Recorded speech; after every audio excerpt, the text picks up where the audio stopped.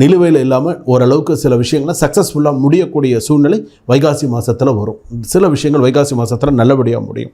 அதே போல் கடகராசிக்கு அப்படின்னு சொல்லி விரயஸ்தானத்தில் குரு இருக்கிறதுனால நிறைய சுப செலவுகள் நிறையா வரும். 1 2 இல்லை, நிறையா வரும். ஸோ இதில் பார்த்திங்க அப்படின்னு சொன்னதே பணம் கிடைக்குதே, அப்படி லோன் கிடைக்குதே, பணம் வருது அப்படின்ட்டு நீங்கள் வாட்டுக்கு நிறைய வாங்கி போட்டுட்டு பின்னாடி கஷ்டப்படாதீங்க.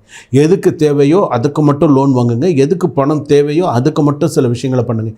எல்லாம் கிடைக்குதேன்னு வாங்கி போட்டு பின்னாடி நீங்கள் கஷ்டப்பட்டீங்க அப்படின்னு சொன்னால் உங்களை யாராலையுமே காப்பாற்ற முடியாது. ஏன்னா இன்றைக்கி இருக்கக்கூடிய சூழ்நிலைகள் அஷ்டமச்சனி விரயம் எல்லா பக்கமுமே கொஞ்சம் பிரச்சனைகள் தான் இருந்தாலும் நீங்கள் சமாளித்து தான் பண்ணிகிட்ருக்கீங்க. அதே மாதிரியே பண்ணுங்கள்.